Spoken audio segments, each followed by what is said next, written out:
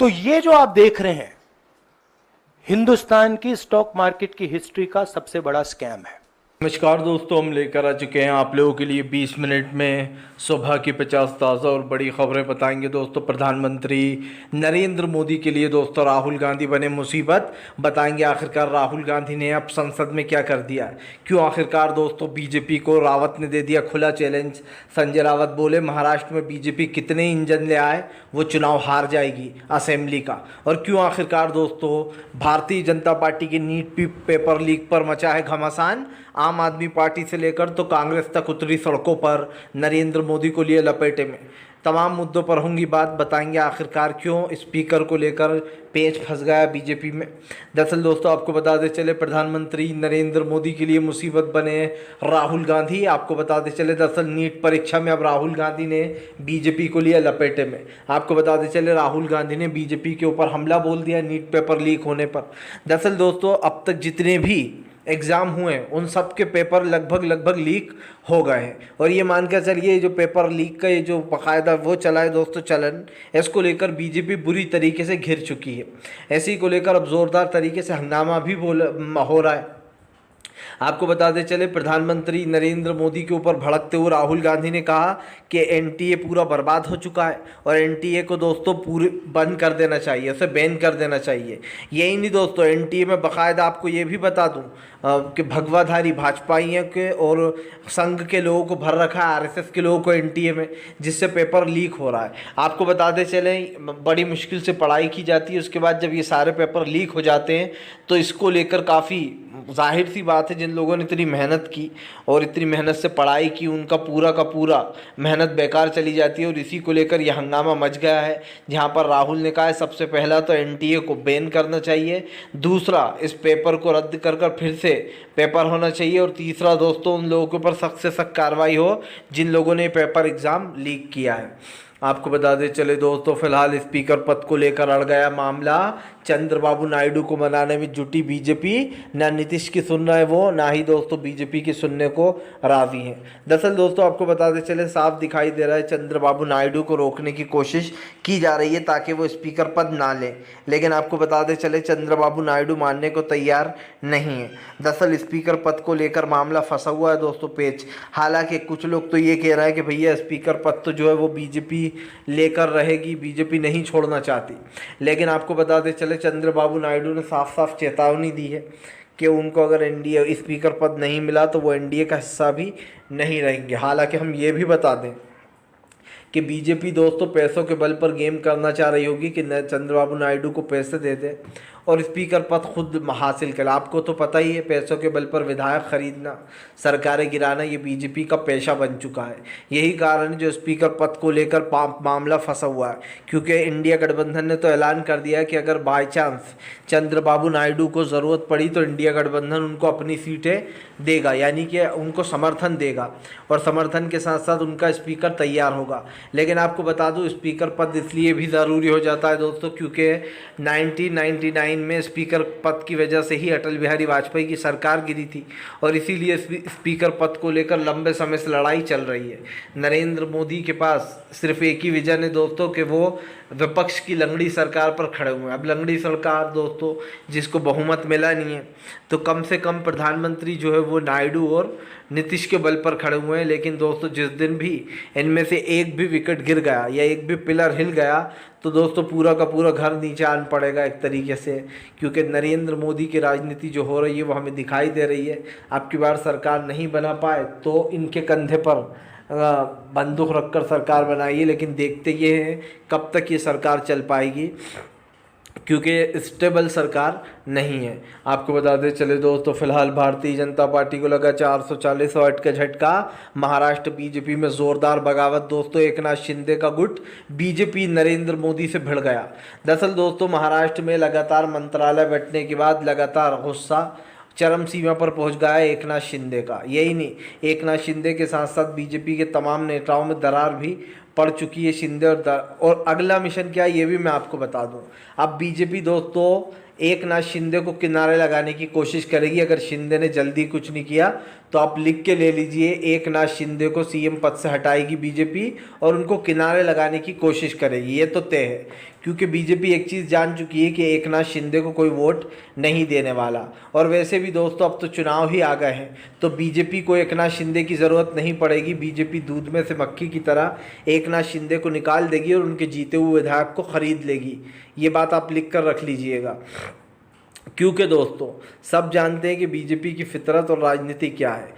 जब कोई उसकी बात नहीं मानता तो वो उनके विधायकों को खरीद कर अपनी पार्टी में शामिल कर लेती है और वो विधायक बड़े आराम से बिक भी जाते हैं क्योंकि उनको अच्छा खासा अमाउंट मिल जाता है। तो जो एक नाथ शिंदे ने उद्धव ठाकरे के साथ किया, अब दोस्तों देख लेना आप वो ही जो विधायक है दोस्तों वो एक नाथ शिंदे के साथ करेंगे, क्योंकि वो नरेंद्र मोदी के सामने बिक जाएंगे।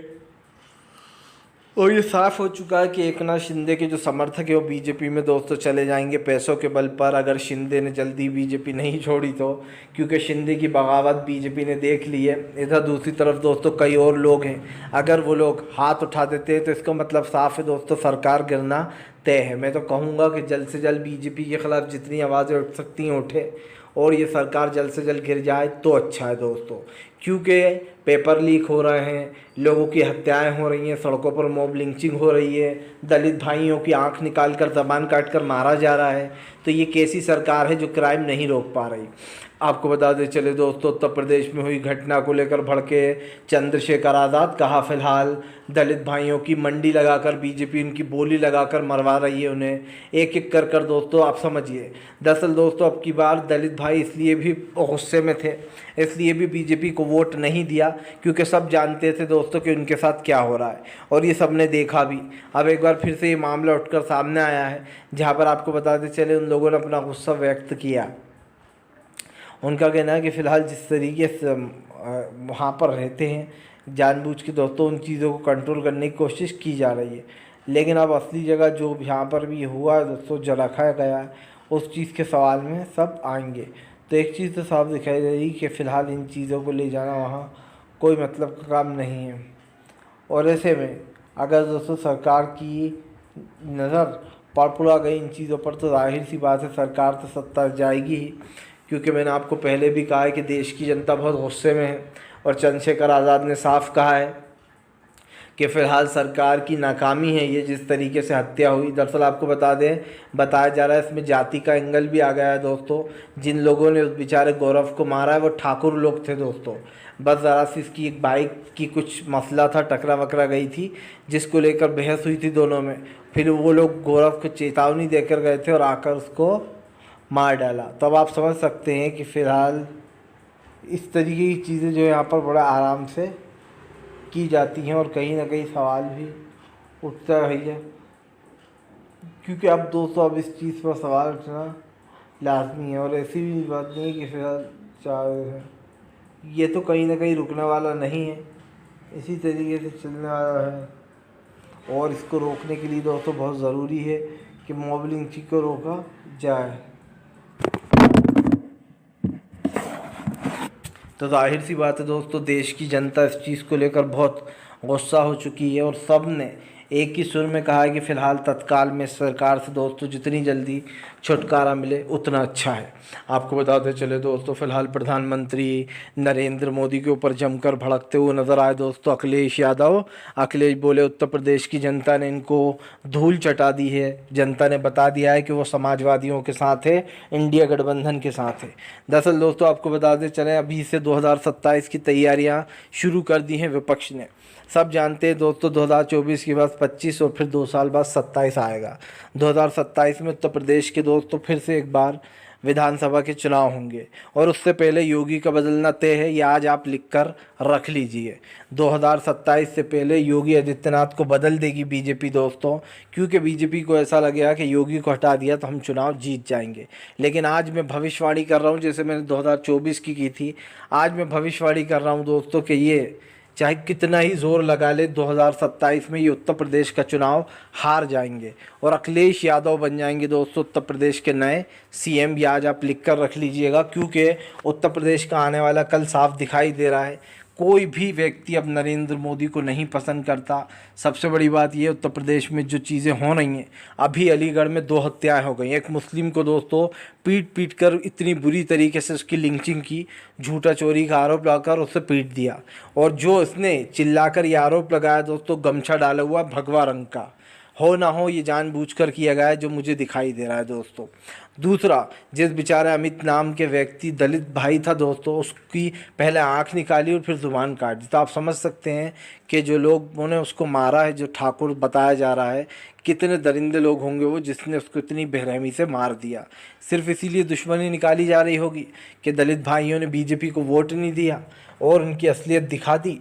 तो दोस्तों, मैंने तो पहले भी कहा है कि इस देश की राजनीति को अगर कोई चला रहा है तो वो दलित, पिछड़े, आदिवासी, मजदूर, किसान, ये सब लोग मिलकर, अल्पसंख्यक, ये सब लोग मिलकर दे रहे हैं दोस्तों इंडिया गठबंधन को वोट। इनकी वजह से आज इतना मजबूत हुआ इंडिया गठबंधन। और एक और बात, इसीलिए दोस्तों समाजवादी पार्टी और चंद्रशेखर आज़ाद ने जमकर प्रदर्शन भी किया है इसको लेकर। आपको बता दें, जब कोई आपको वोट देता है तो आपको उसका मसीहा बनना बहुत ज़रूरी है दोस्तों। इसलिए ज़रूरी है कि अगर आपको किसी ने वोट दिया है तो आपको उसके लिए लड़ाई लड़ना चाहिए, क्योंकि दोस्तों उसने आपको वोट इसीलिए दिया है ताकि आप उसकी सुरक्षा करें, रक्षा करें। और मुझे ये लगता है कि तमाम पार्टियों को उनकी रक्षा करनी चाहिए, जिन लोगों को भी वोट मिले हैं वहाँ से जो, और वो हो भी रहा है। हम देख रहे हैं कि कैसे समाजवादी पार्टी, कांग्रेस के कार्यकर्ता और जो है दोस्तों चंद्रशेखर रावण, सब लोग सपोर्ट कर रहे हैं। और मुझे लगता है दोस्तों कि जनता को यही चाहिए कि अगर वो किसी को वोट देती है तो उसका भरोसा भी ना तोड़े जनता। आपको बताते चले दोस्तों, फिलहाल भारतीय जनता पार्टी के खिलाफ आम आदमी पार्टी ने खोला मोर्चा। कहा नरेंद्र मोदी की सरकार इस सब में मास्टरमाइंड है। दरअसल दोस्तों, नीट पेपर लीक में मोदी सरकार बुरी तरीके से घिर गई है और अब घिरने के बाद मोदी सरकार के जो काले कारनामों की लिस्ट है वो इंडिया आम आदमी पार्टी ने निकाल ली है। आम आदमी पार्टी और सुप्रिया शिंदे जमकर बीजेपी के ऊपर हमलावर है। आपको बता दें, आम आदमी पार्टी ने कहा कि ये पहला पेपर लीक नहीं है, बीजेपी इसमें मास्टरमाइंड है। यही नहीं, आम आदमी पार्टी ने नरेंद्र मोदी पर बड़े आरोप लगाते हुए कहा कि फिलहाल Narendra Modi NEET paper leak पर कुछ बोलने को तैयार नहीं है। हर बार की तरह दोस्तों, जैसे 10 साल तक ना कोई लाइव कॉन्फ्रेंस की, न जनता के सामने सच बोला। नरेंद्र मोदी का सिर्फ एक ही नारा दोस्तों, अपना काम बनता, भाड़ में जाए जनता। यही नारा नरेंद्र मोदी अपने साथ लेकर जाएंगे जब वो राजनीति से विदा होंगे। तो देखिए दोस्तों, अपना काम बनता, भाड़ में जाए जनता, ऐसे लोगों के साथ क्या होता है ये हमने देख लिया है। उन्हें बहुमत तक नहीं मिला है और आने वाले समय में तो शायद 150 भी पार नहीं कर पाएंगे। जो आगे की राजनीति वो साफ दिखाई दे रही है। अब इस देश का सबसे बड़ा मसीहा लोग राहुल गांधी को मानते हैं। नरेंद्र मोदी से 2014 में लोगों ने उम्मीदें लगाई थी, लेकिन 10 साल में वो उम्मीदें दोस्तों लोगों की टूट गई, क्योंकि जब एक इंसान ने 10 साल में आपके लिए कुछ नहीं किया, वो आगे क्या करेगा ये जनता अच्छे से जानती है। जो लोग ढिंडोरा पीटते फिरते थे, हम सबसे बड़ी पार्टी हैं, हमारे पास सबसे ज़्यादा बहुमत है, उन लोगों की पोल खुल चुकी है। इस जनता ने कह दिया कि तुम सबसे बड़ी पार्टी नहीं हो। और क्योंकि साफ दिख रहा है दोस्तों, इसी को लेकर जो है यहाँ पर ये तमाम चीज़ें होंगी। लेकिन अब इस मुद्दे पर बात भी होना चाहिए और ऐसे में दोस्तों कहीं ना कहीं इन तमाम चीज़ों को लेकर जो है यहाँ पर चर्चा भी चल रही है। आपको बताते चले दोस्तों, फिलहाल प्रधानमंत्री नरेंद्र मोदी के ऊपर जमकर गरजते हुए नजर आए दोस्तों। जो है यहाँ पर मल्लिकार्जुन खड़गे ने बीजेपी को जमकर घेरा। दरअसल आपको बताते चले, मल्लिकार्जुन खड़गे का कहना है कि प्रधानमंत्री नरेंद्र मोदी ने सिर्फ जनता को 10 साल तक ठगा है। अब मल्लिकार्जुन खड़गे ने कहा कि ये सरकार को हम ये नहीं कह सकते कि ये कब तक चलेगी, क्योंकि इस सरकार का कोई भविष्य नहीं है। आपको बता दें दोस्तों, जिस दिन भी दोनों सहयोगियों में से किसी एक का भी मूड ऑफ हो गया तो वो अकेला ही इनकी सरकार को गिराने की क्षमता रखता है। बहुमत का आंकड़ा दोस्तों बीजेपी के लिए पार करना नामुमकिन रहा, लेकिन कहीं ना कहीं इस तमाम चीज़ों पर एक चीज़ हमें दिखाई दी, वो ये कि ये तमाम मुद्दों पर सरकार बात नहीं कर रही थी। तो फिलहाल अब हम देखते हैं कि ये तमाम चीज़ें कैसे चलती हैं, क्योंकि दोस्तों इस चीज़ों को लेकर कहीं ना कहीं भारतीय जनता पार्टी में असंतोष की चीज़ें और ऐसे दोस्तों इस चीज़ और ये तमाम मुद्दे उठाए जा रहे हैं। मल्लिकार्जुन खड़गे ने साफ कहा है कि फ़िलहाल आने वाले समय में राहुल गांधी नेता प्रतिपक्ष बनेंगे। उनसे लोगों ने अपील की है।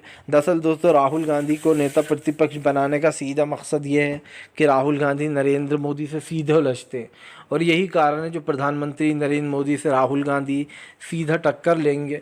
और मैंने पहले भी कहा था, फिर कहूँगा, ये चुनाव दोस्तों आम चुनाव नहीं है। इस चुनाव में कहीं ना कहीं कोई एक जीतेगा, कोई एक हारेगा, और वो एक जीतेगा कौन, ये सब जानते हैं दोस्तों, वो राहुल गांधी ही हैं। क्योंकि देश को राहुल गांधी के ऊपर ज़बरदस्त तरीके से भरोसा है। लोगों को लगता है कि राहुल गांधी दोस्तों आने वाले समय के जो भी राजनीति है उसको तोड़ जानते हैं, और राहुल गांधी दोस्तों देश को मुसीबत से निकालेंगे। आपको बताते चले दोस्तों, फिलहाल भारतीय जनता पार्टी की मुश्किलें बढ़ी। दरअसल आपको बताते चले, महाराष्ट्र सरकार में सब कुछ बिखरा। दरअसल दोस्तों आपको बताते चले, अब महाराष्ट्र सरकार में कुछ भी ठीक नहीं चल रहा है। एकनाथ शिंदे ने बीजेपी को बगावत दिखा दी है, और दोस्तों एकनाथ शिंदे का बीजेपी को बगावत दिखाने का मतलब आप अच्छे से जानते हैं कि इस सरकार का टाटा बाय बाय होने जा रहा है। जी हाँ, दरअसल आपको बताते चले, बताया जा रहा है फडणवीस और एकनाथ शिंदे के बीच में लड़ाई शुरू हो गई है मंत्रालय पद को लेकर। उधर दूसरी तरफ दोस्तों बीजेपी ने सबको बड़े बड़े मंत्रालय दे दिए, लेकिन जो खास करके एकनाथ शिंदे थे उनके हाथ में कुछ भी नहीं लगा। यही कारण है दोस्तों, यही बात है जो हम बार बार दोहराते हैं कि बीजेपी उन लोगों को साइडलाइन कर देती है जिनको वो चाहती है। और दोस्तों ये भी सब जानते हैं कि एकनाथ शिंदे की राजनीति कब तक है, जब तक ये उनकी राजनीति दोस्तों एकनाथ शिंदे की, जब तक कि बीजेपी उन्हें अपने पास रखे हुए है। अलग होने के बाद एकनाथ शिंदे ज़ीरो हो जाएंगे दोस्तों, ना उनकी पार्टी को कोई पहचानेगा, ना उन्हें कोई पहचानेगा। क्योंकि ये तो आप सभी जानते हैं कि फ़िलहाल उद्धव ठाकरे ही असली शिवसेना है, और उन्हीं को लोगों ने वोट भी दिया इस चुनाव में, हमने देखा। इसीलिए उद्धव ठाकरे ने ये भी कहा है कि फ़िलहाल चाहे वो कुछ भी कर ले, कितने ही वो लेकर आ जाएं दोस्तों, वो इंजन उन्होंने कहा कि कितनी वो लिया है, लेकिन हमारी सरकार बनने वाली है। तो ये तो साफ़ हो जाता है दोस्तों कि फ़िलहाल अब मुश्किलें बढ़ने वाली हैं, क्योंकि महाराष्ट्र में जो गेम हो रहा है वो साफ दिखाई दे रहा है कि फ़िलहाल सरकार की मुश्किलें बढ़ती हुई दिखाई दे रही हैं। और कहीं ना कहीं शिवसेना, जो असली शिवसेना है, वो अपने पूरे फुल फॉर्म में आ गई थी, क्योंकि हमने लोकसभा चुनाव में देख लिया कि किसकी जीत हुई है। और आप भी जानते हैं कि फ़िलहाल जीत किसकी होने वाली है आने वाले लोकसभा चुनाव में। आपको बताते चले दोस्तों, फ़िलहाल एक बार फिर से मच गया घमासान। जी हैं, दरअसल आपको बताते चले, संजय रावत ने बीजेपी को लिया निशाने पर, दे दिया बड़ा चैलेंज। दरअसल आपको बताते चले दोस्तों, इंडिया गठबंधन कभी भी सरकार बना लेगा और कभी भी उसको बहुमत मिल सकती है। संजय रावत ने साफ कहा है कि जिस दिन इंडिया गठबंधन को मौका मिलेगा वो अपना मौका छोड़ेगा नहीं, क्योंकि दोस्तों जाहिर सी बात है, इस सरकार का कोई भी अस्तित्व नहीं है, और जो आने वाली इंडिया गठबंधन की सरकार है उसकी कभी भी सरकार बन सकती है। इसीलिए इंडिया गठबंधन को लोग सपोर्ट कर रहे हैं, और कहीं ना कहीं ये बात भी कही जा रही है कि फ़िलहाल इंडिया गठबंधन कभी भी अपनी सरकार बना लेगा, क्योंकि अभी इस दो पहियों पर मोदी सरकार खड़ी है, और ये सरकार दोस्तों कब तक चलेगी इसका किसी को भी पता नहीं है। यही नहीं, संजय रावत ने कहा कि फ़िलहाल जो स्पीकर पद है उसको लेकर बीजेपी में भी खींचतान चल रही है, और उन्होंने साफ कहा कि फ़िलहाल स्पीकर पद चंद्रबाबू नायडू को ही लेना चाहिए, हम उनका सपोर्ट करेंगे। और दोस्तों मैं तो यही कहता हूँ कि स्पीकर पद एक बहुत बड़ी जिम्मेदारी भी है, क्योंकि सबसे बड़ी बात यह है कि 1999 में यही हुआ था, जब चंद्रबाबू नायडू के द्वारा ही, ख़ास करके उनकी पार्टी के द्वारा एनडीए की सरकार गिरा दी गई थी। उस वक़्त अटल बिहारी वाजपेयी हुआ करते थे, और वो एक वोट से पीछे रह गए थे। तो ये बात तो साफ दिखाई दे रही है कि फ़िलहाल एक वोट से अगर बीजेपी उस वक़्त पीछे रह गई थी, तो इसीलिए उसको ये चीज़ सबसे ज़्यादा डराती है कि अगर इनके पास स्पीकर पद रहा तो हमारे साथ क्या होगा। और मैं तो ये बात बार बार कहता हूँ कि भैया स्पीकर पद को लेकर बीजेपी बहुत बुरी से तरीके से सिचुएशन में फंसी हुई है, क्योंकि चंद्रबाबू नायडू स्पीकर पद छोड़ना नहीं चाहते हैं दोस्तों, और बीजेपी जो है वो स्पीकर पद को लेकर अड़ी हुई है। तो दोनों में ये खींचतान चल रही है। हालांकि अब हम देखना ये होगा कि क्या वाकई में चंद्रबाबू नायडू स्पीकर पद ले लेंगे, या फिर दोस्तों बीजेपी उन्हें कोई बड़ा ऑफर देकर शांत करा देगी। ये देखना दिलचस्प है। हालांकि होना तो यही चाहिए कि फ़िलहाल पद जो है दोस्तों वो उन्हीं को मिलना चाहिए, चंद्रबाबू नायडू को। लेकिन अब देखते हैं कि आगे क्या होता है, क्योंकि एक चीज़ साफ़ हो चुकी है, चंद्रबाबू नायडू बिना स्पीकर पद के नहीं मानने वाले। लेकिन एक ख़बर ये भी निकल कर आई थी कि कुछ बड़ा ऑफ़र दे सकती है बीजेपी उन्हें, पर देख